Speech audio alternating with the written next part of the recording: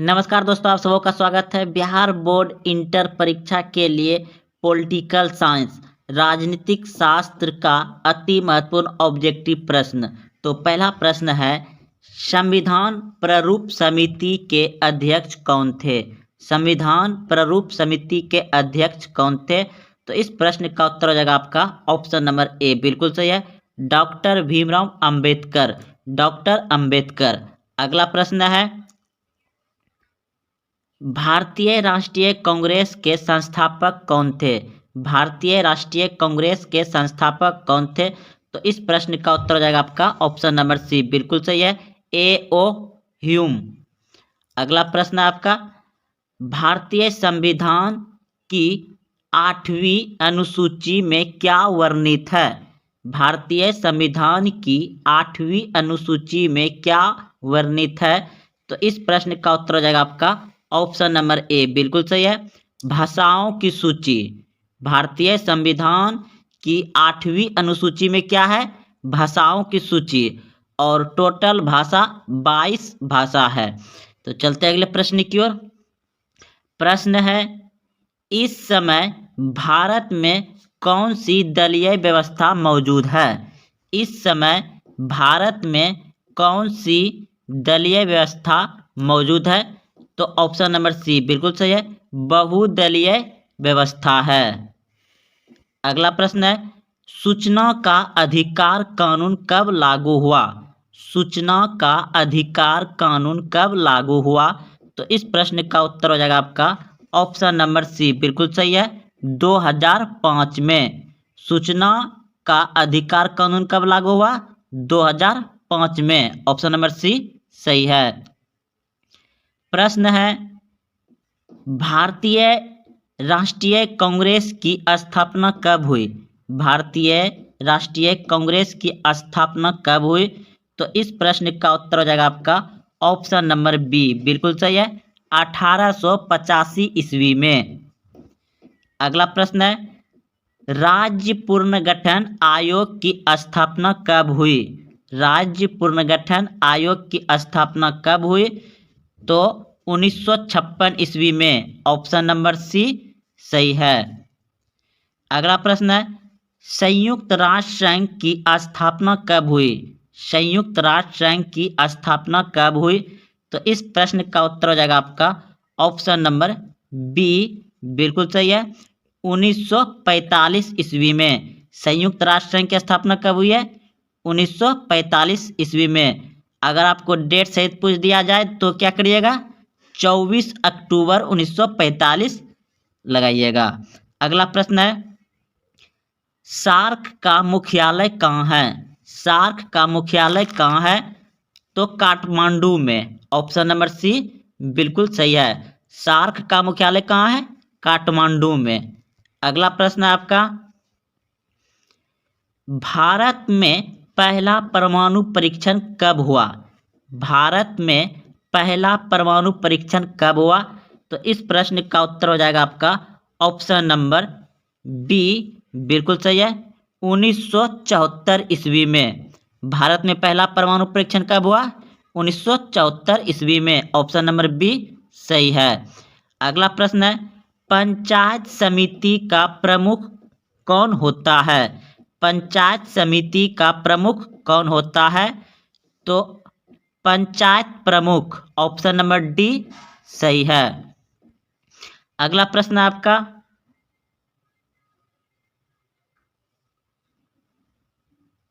दो 2015 के विधानसभा चुनाव के बाद बिहार में किस दल ने सरकार बनाई?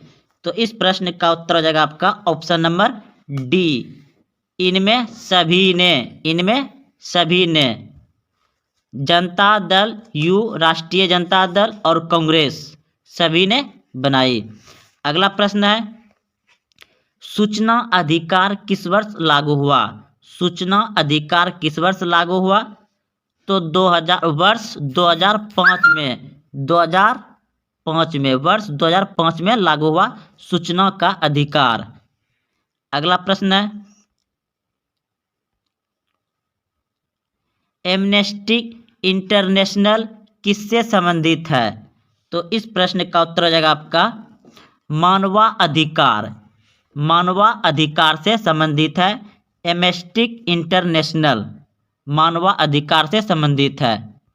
अगला प्रश्न है कांग्रेस का विभाजन किस वर्ष हुआ? कांग्रेस का विभाजन किस वर्ष हुआ? तो इस प्रश्न का उत्तर हो जाएगा आपका 1969 ईस्वी में हुआ। कांग्रेस का विभाजन कब हुआ? 1969 ईस्वी में। ऑप्शन नंबर बी सही है। अगला प्रश्न है 20 सूत्री कार्यक्रम 20 सूत्री कार्यक्रम किस प्रधानमंत्री से संबंधित है? 20 सूत्री कार्यक्रम किस प्रधानमंत्री से संबंधित है?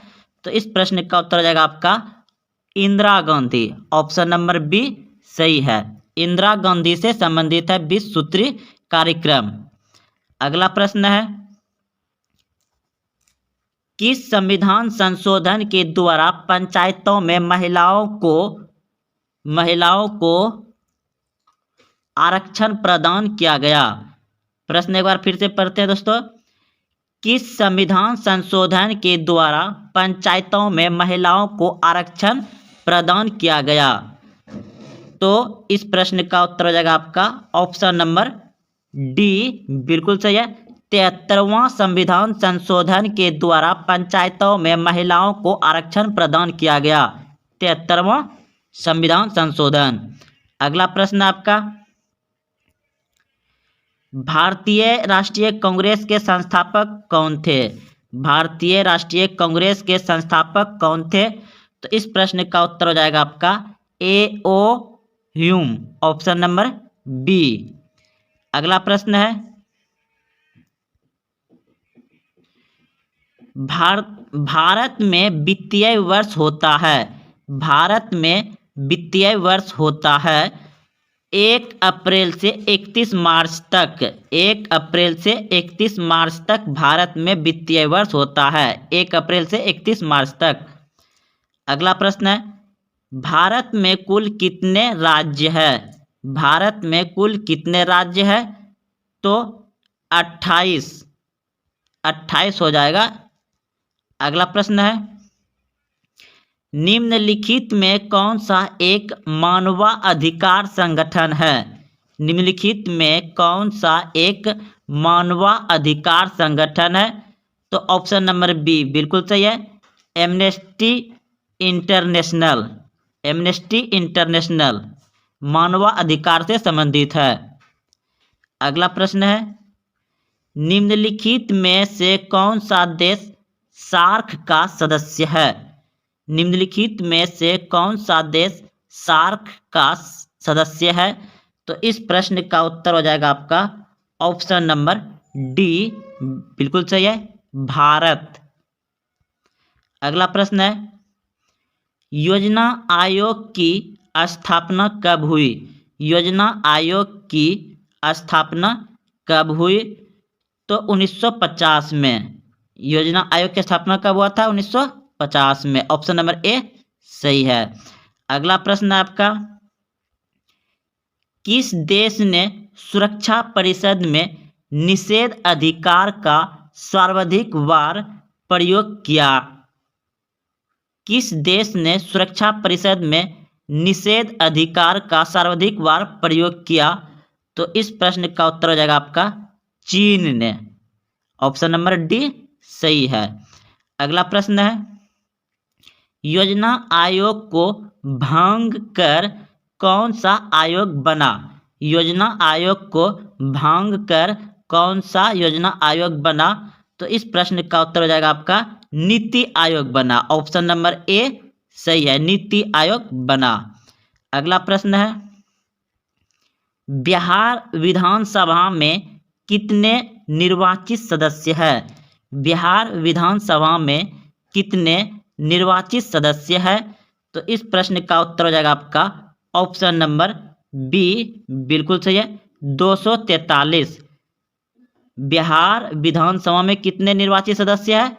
243। ऑप्शन नंबर बी सही है। प्रश्न है सिक्किम भारत का हिस्सा कब बना?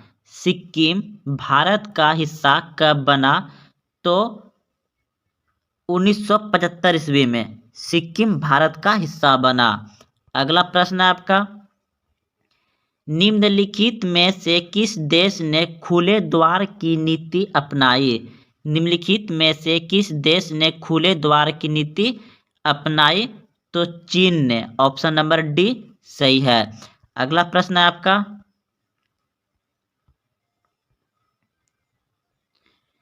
तस्कन समझौता पर कब हस्ताक्षर हुआ था? तस्कन समझौता पर कब हस्ताक्षर हुआ था? तो 1966 ईस्वी में हुआ था तस्कन समझौता पर हस्ताक्षर। ऑप्शन नंबर ए सही है। अगला प्रश्न है आपका, भारतीय संविधान के किस अनुच्छेद में न्यायिक अवलोकन की शक्ति अंतर्निहित है? तो इस प्रश्न का उत्तर हो जाएगा आपका ऑप्शन नंबर सी, बिल्कुल सही है, अनुच्छेद 72। अनुच्छेद 72। अगला प्रश्न है, बिहार में संपूर्ण क्रांति का नेतृत्व किसने किया? बिहार में संपूर्ण क्रांति का नेतृत्व किसने किया?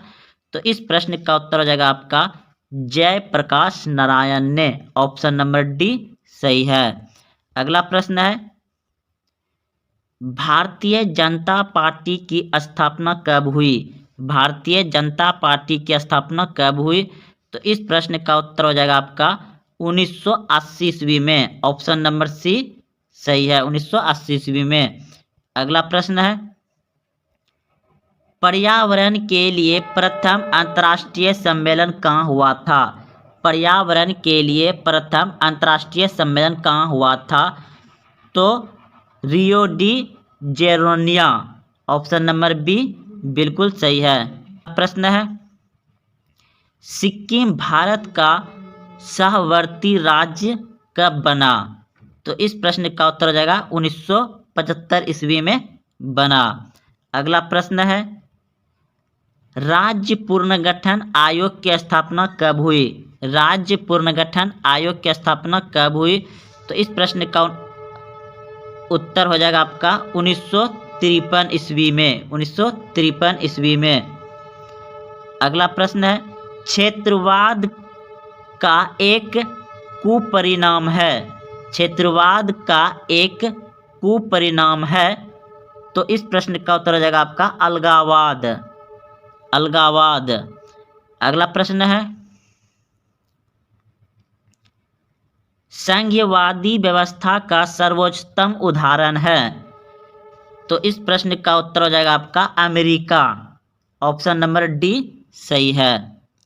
अगला प्रश्न है, भारत में कार्यपालिका का संवैधानिक प्रमुख कौन है? भारत में कार्यपालिका का संवैधानिक प्रमुख कौन है? तो प्रधानमंत्री। ऑप्शन नंबर बी सही है, प्रधानमंत्री। अगला प्रश्न है, दशक सार्क की स्थापना कब हुई? तो इस प्रश्न का उत्तर हो जाएगा आपका 1985 ईस्वी में। ऑप्शन नंबर बी सही है। अगला प्रश्न आपका, 11 नवंबर 2008 को निम्नलिखित में से कौन सी घटना घटी? तो इस प्रश्न का उत्तर हो जाएगा आपका ऑप्शन नंबर डी, इनमें से कोई नहीं। अगला प्रश्न है, निम्नलिखित में से कौन एक गुट निरपेक्ष आंदोलन के जनक नहीं थे? निम्नलिखित में से कौन एक गुट निरपेक्ष आंदोलन के जनक नहीं थे? तो इस प्रश्न का उत्तर हो जाएगा आपका ऑप्शन नंबर बी, बिल्कुल सही है, आरफात। अगला प्रश्न है, मैकमोहन रेखा क्या है? मैकमोहन रेखा क्या है? तो इस प्रश्न का उत्तर हो जाएगा आपका ऑप्शन नंबर सी, बिल्कुल सही है, भारत एवं चीन के बीच सीमा रेखा। मैकमोहन रेखा क्या है? भारत एवं चीन के बीच सीमा रेखा। ऑप्शन नंबर सी सही है। अगला प्रश्न आपका, किसने द्विराष्ट्र सिद्धांत का प्रतिपादन किया? किसने द्विराष्ट्र सिद्धांत का प्रतिपादन किया? तो इस प्रश्न का उत्तर हो जाएगा आपका जिन्ना। ऑप्शन नंबर सी, जिन्ना ने द्विराष्ट्र सिद्धांत का प्रतिपादन किया था? जिन्ना। अगला प्रश्न है, क्यूबा संकट किस वर्ष उत्पन्न हुआ? क्यूबा संकट किस वर्ष उत्पन्न हुआ? तो इस प्रश्न का उत्तर हो जाएगा आपका ऑप्शन नंबर सी, बिल्कुल सही है, 1962 ईस्वी में। ऑप्शन नंबर सी सही है। अगला प्रश्न है, राष्ट्रीय विकास परिषद का गठन कब हुआ था? राष्ट्रीय विकास परिषद का गठन कब हुआ था? तो 1952 ईस्वी में। ऑप्शन नंबर सी बिल्कुल सही है। अगला प्रश्न है, गरीबी हटाओ का नारा किसने दिया था? गरीबी हटाओ का नारा किसने दिया था? तो ऑप्शन नंबर सी बिल्कुल सही है, इंदिरा गांधी ने। गरीबी हटाओ का नारा किसने दिया था? इंदिरा गांधी ने। अगला प्रश्न है, भारत के प्रथम उपराष्ट्रपति कौन थे? भारत के प्रथम उपराष्ट्रपति कौन थे? तो इस प्रश्न का उत्तर हो जाएगा आपका ऑप्शन नंबर सी, बिल्कुल सही है, डॉक्टर जाकिर हुसैन। भारत के प्रथम उपराष्ट्रपति कौन थे? डॉक्टर जाकिर हुसैन। यह मुस्लिम था।